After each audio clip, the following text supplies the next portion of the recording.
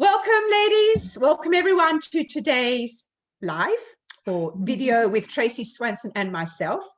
And we are excited, but with some trepidation, going to talk about our feelings about Mother's Day, which is coming up for us in a few days' time. Tracey and I have been talking behind the scenes, what it has felt like. And, you know, it's brought up a lot of mixed emotions for us. But we wanted to really share this with the world. Some of you might relate to it. Some of you might not relate to. Some of it might trigger things in you. But it's a conversation we felt that was needed. Because also what I love about Tracey with you, we have slightly different perspectives on it, also from our upbringing. So we wanted to bring that to you to show that this is personal. How you feel is personal. How we feel is personal. But it's about you starting to think about that you're not alone. What does it really mean for you? And to seeing where it takes you. So, Tracey, lovely to be again with you. I always enjoy our chats. Yeah, it's lots of fun. But yeah, today is a tough one, honoring Mother's Day and who we are as women without children, whatever our situation is. I can only speak on from my personal perspective and my experience. And for me, it's always a tough one. I've had multiple miscarriages and I could have been a mother, but I'm not. And each year, Mother's Day comes and goes. And seriously, it's the most difficult day of the year for me. I always struggle with it. I feel a little bit disconnected with Mother's Day because it's a day that I want to honor my mom and I want to make it special for her and do whatever is going to make her happy. It's a day for honoring her. And yet for myself, I feel excluded. I feel like I'm not a part of this, that I don't belong. And as I was telling you earlier, my husband, every Mother's Day, the first thing he says is Happy Mother's Day. And all these years, I've always said, you can't say that to me. I'm not a mother. And I was devaluing myself in saying that. Now, last year was the first year that he said that, and I was able to say thank you, and that was big. But yeah, even now speaking about this and knowing it's only a few days away, I have a heaviness in my stomach and in my throat. Like I feel like I'm going to cry. That's the emotions that this day brings up for me. Yeah. And it's interesting you say that, Tracey, because similar and not similar. For me, I numb out. So like you've given me also food for thought. I was always there for my mother. That's exactly right. And she took that. Also, another story down the track is also the way now I'm learning also because it's also her personality. So, you know, there's that involved now as well. So that was really interesting. But there is this sense of, for me, it was numbness. But I think the numbness was that I felt excluded more than ever, excluded. And I'm noticing now posts are starting to come up or people are starting to approach me, but you are still like a mother. You can still nurture, there's self-love. That to me, it's again platitudes. And I was a bit hesitant to talk about this with you today, Tracey, because I don't want it to sound like I'm whinging, because that's a story I have in my head too. Oh, is she a whinger? She doesn't get it. Or look at her. You know, so that's been a little bit my story. How do I share my emotions that I don't feel included? Yes, I'm learning to love myself and nurture myself. And yes, I could go out and buy myself a Mother's Day gift. Yes, I could wrap myself and hug myself. But you know what? It's not the same. But again, I had this beautiful romantic image because I think we did this to Mum. Kids jumping on the bed, Happy Mother's Day, kiss, kiss, kiss all over the place, you know, breakfast being made by the father or by them and getting some interesting breakfasts. Eggshells in the eggs. That's exactly right. That's exactly right. Or something like that, that bird or whatever. But here, Mum, here it is. But it's that act of love. It's that act of receiving it from someone else. That is what I'm missing. Yeah, you know? I know.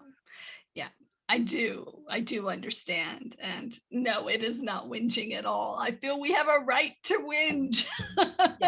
Yeah. I do. I feel like if we can't do it in our space amongst ourselves, then where can we do it? Because honestly, other than my husband, I have never, ever spoken to anyone about my feelings of Mother's Day. So. Well, it's interesting you say that because I never even thought to talk about it to my partner.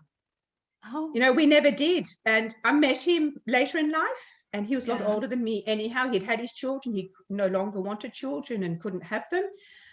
I was 41 when I heard that I really couldn't. By the time I was 43, when I met him, I got the final blow that I was physically no longer able to have them. I think I had a few tears on the way home. That was it. And we just got on. I just simply got on with it. So there's no blame attached here, because, you know, people might, I don't blame him or society. I don't blame myself. It was just something I just got on with.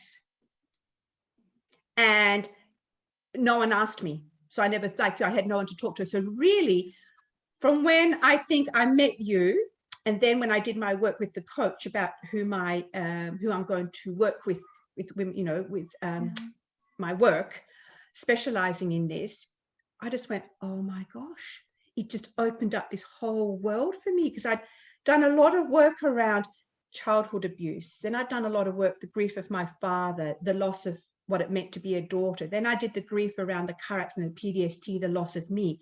Never thought about the loss of not having a child. Yeah. And why we're sharing this, ladies, is, and this brings it in, because this is what Mother's Day can bring up. It can trigger all sorts of other things. And it does get better. I get better and better. I've learned, literally, and this is good or bad, I've learned to just block it out. You know, when I had my skincare range, I used to do Mother's Day gifts. And when I was coming back into this work, I was going to offer people, because I still can do, if you live in Perth, massages and Reiki healings. I was going to offer gift vouchers. I don't even do that anymore, because I just think in the end it just didn't feel right for me. Yeah. You know, I'm just out there in all the noise, out there in all the hype. And for me, it's also, I'm not saying we shouldn't be treated on one day, but again, I think it's like Valentine's Day. It's all the time. But anyhow, it's just an interesting point of view. You know, am I jealous in a way? Yes, I am jealous. You know, do I resent it? Yes, I do resent it, because I'm just not part of this whole part of the community. Yeah, that's right. And resent is a good word. I would use that word. But also, I want to go back to your word of whinging. And I think it's really important that for you and I, and for whoever might be listening, that you understand how important it is to validate your emotions. Like, we're talking about the different words that we're using here to explain how we're feeling, and the importance really of validating our emotions and honoring the grief of who we thought we might be, who we are now, that we are not a mother, and that we do not fit in with that societal view. It's interesting. I looked up earlier the woman who actually founded Mother's Day, Anna Jarvis, in 1914. She was never a mother, and when she founded Mother's Day, when it was passed through as a bill in the US in 1914, she was not married or was not a mother at that time, but she wanted it as a day of mothering, honoring women as a whole. And then the card companies took it, and the flower companies and the chocolate companies. And she fought with her life savings to disavow Mother's Day. She didn't want it to become that. She wanted it a day to honor women. And I thought that was really interesting. I didn't know that. It is interesting. And I didn't think of that, because I've now just thought about it. And of course, I haven't prepared. I think I did go up one day and look up what Mother's Day was, and it originally was Mothering Day. And I think it was also in Christian. Wasn't it in the religion aspect, or was it? I'm not sure. I've got to go back and check that, because I decided like you, but I didn't read that, or I'd forgotten I'd read that. So see, isn't that powerful? Again, what society has done, what marketing has done. So again, it's about money. It is. It's all, and that's what Valentine's Day is too, right? And exactly. So, and Christmas. You know, and Christmas. Yes. You know, so, and that's why I love our conversations, Tracey, because I think it always takes us within the topic without to come back within it, how this affects us all in some way or other. You know, and it's like it's giving platitudes. Like, I think I can't remember if I mentioned it before or at the beginning here, when I'm now seeing posts say, you know, happy Mother's Day to all mothers, those with and without children. Well, to me, I feel that's a platitude. To me, that's just hanging me on to the edge again. To me, it's just this, oh, well, I'm sort of acknowledging you because that might assuage my guilt that you are or not, or something like that. And I feel like saying, just don't bother. Just, I prefer not to, you know, Yes. That's just my preference, because I just feel like, yeah, ho-hum, what does that mean? You haven't come to me personally and said happy Mother's Day, or how are you feeling about this? You know, again, I'm just put into this big bowl, or a big, you know, what would you call it, soup. And I'm just sort of in there. I don't want that either. A void. I feel like A I'm in a void. void. That's it. I like that. It is being in a void, and I'm just in there, sort of somehow stuck on as a, you know. Oh, but see, I did include you. Yeah, that's exactly So right. That's right. Yeah. So, you know, I really feel like we need to be able to honor our grief in this experience, you know, whatever it is for each one of us. And I don't even know what the answer is in finding a sense of peace and joy around Mother's Day. I've never found that yet. And so, I don't know, maybe you have something to add that will help to bring all this together. But for me, it's just about really learning to validate our feelings and emotions and having a space. And that's why we have our group, Women Without Children, Own Your Story, you know, for those of us to come together, no matter your age. You know, if you are a woman without children and you want to come in and have a space where you feel validated and heard and seen, and you can share where you're at in any moment in life, we're here to create a sense of community and belonging for each one of us. And I think, Tracey, it's a really valid point that you've made, no matter your age, because as I'm doing more talking to women and getting out there and reading, I'm finding, like myself, I'm 58, so I was 57 last year when it hit me. Women at 70 still haven't thought. Oh, yeah. So it's women at that age, even more, I still think, oh, I didn't realize I could grieve. I didn't realize I needed to grieve. I didn't realize I could share my story, that I am of value. So I think that's a really important point. Really Don't just think because you no longer can physically have children, because I read somewhere really beautiful, and it could be also in your career or whatever, but you've had a dream for so long.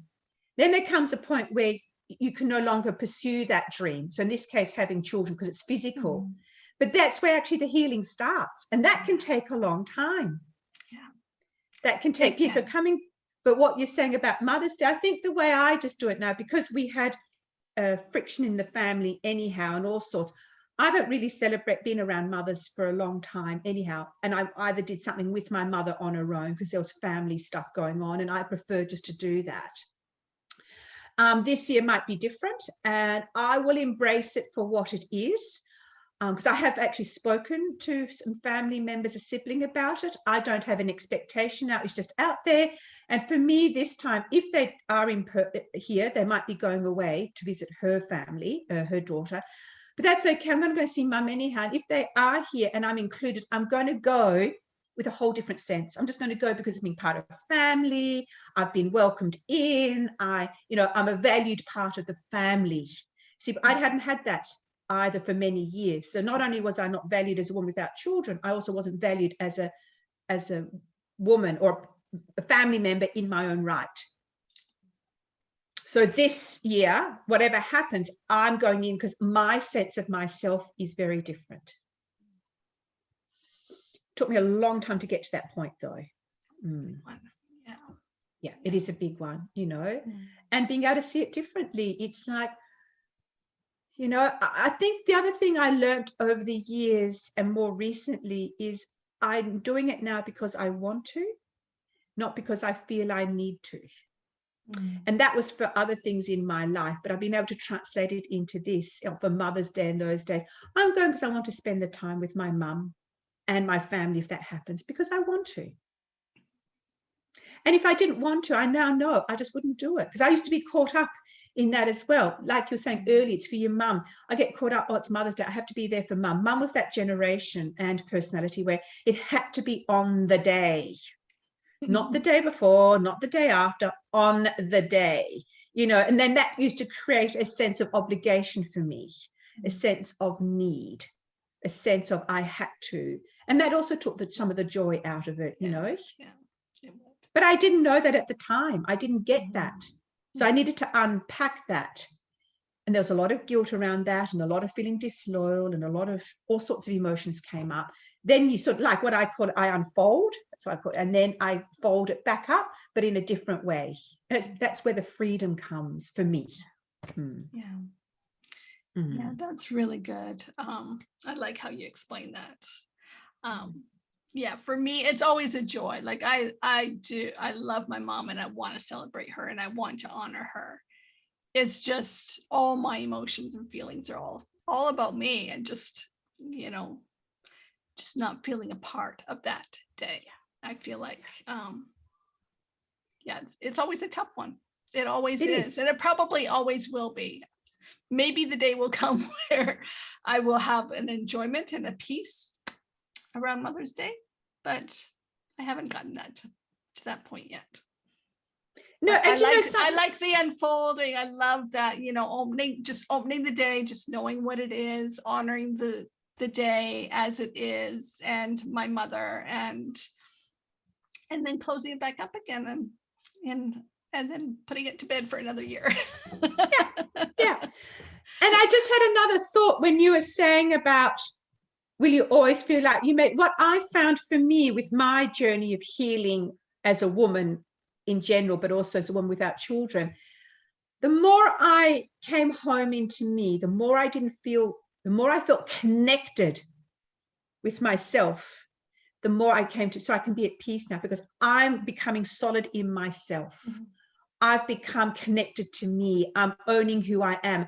That's why we say own your story. Yeah. And that has made a big difference in all aspects of my life. So that I'm hoping that might give you others hope. That for me, it was also about really coming to love, enjoy, accept, connect with me. And how I identify as a woman, and no longer, I'm only just seeing this now, no longer, so this is a breakthrough for me, no longer see myself as a woman without children. I'm a woman in my own right. And part of me is a woman without children. Thank you. That's just come through to me. That was just a big release for me. Honor that for you. Thank you. Thank you. And I think that's probably a good place to end right there. Yes. So thank you, everyone. We'll have our information below this video when we post it. And once again, we do have a Facebook group, Women Without Children, Own Your Story. If our energy resonates with you, and this is something that you feel you would like to be a part of, we certainly welcome you and would love to have you. So thank you all, and thank you, Chantal. Thank you, Tracey. And just before we end, we always do, these cards are love and light. So let's just see. So thank you, everyone. Just putting my hand on my heart. And we just say to ourselves our names. I'm Chantal, I'm here and I'm present. Because that helps you connect to you, your heart, the beautiful woman that you are. As we celebrate each other for the women that we are.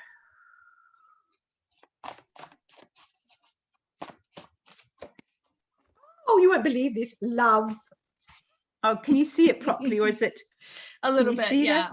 Okay, love. I'll read it. So, love. Love is your true essence and guide. It's the answer and the solution, the path and the map. Love will empower and restore you. Look no further than love to answer your questions and heal your heart. Let unconditional love in and out of your heart today and always. Perfect way to end. Thank you. It is. Thank you. Thank you, Tracey. Thank you, Chantal.